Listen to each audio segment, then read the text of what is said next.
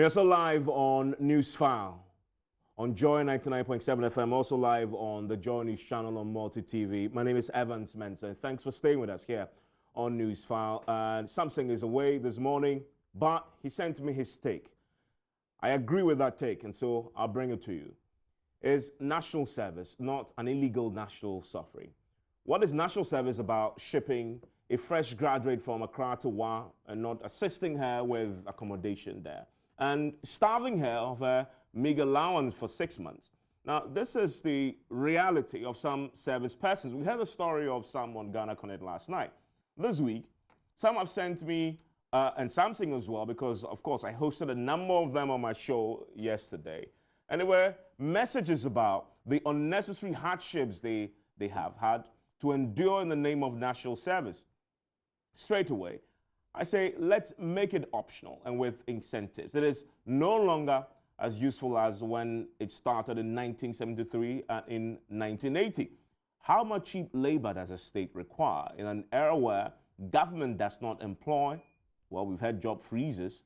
How many citizens really need the national service experience anyway? And by the way, the new service experience is running errands. You know about that, I'm sure. We're unable to pay service persons or pay them what is reasonable. We have, by making it compulsory, promoted corruption and fraud, as allowances are taken on behalf of persons who don't sign up and on behalf of those who sign up but don't turn up. Those are the ghosts. There are also those who must show up belatedly at the offices to procure a service certificate only when they urgently need one. How many 18-year-old farmers, artisans, etc., who haven't been to school are undertaking the service as directed by the law? What happened to the law's requirement that it be for 2 years, inclusive of, and was it next 6 months mandatory military training for anyway? A pond for easy catches for the next World War, and when will that World War be? Any service less than 2 years and without 6 months of military training is incomplete national service in the eyes of the act. Read it, you'll find it there. Now, the limitations of the duration and the scheme's application to only graduates of tertiary institutions and universities instead of all citizens of 18 years and above is unlawful.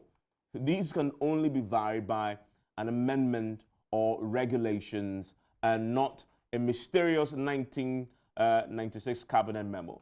Now, a breach of the law is punishable by a fine and or up to 5 years in jail.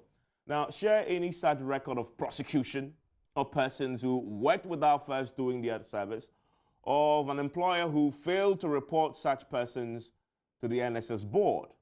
I'll probably clap for you. Don't tell me I need this service to learn patriotism, because I don't.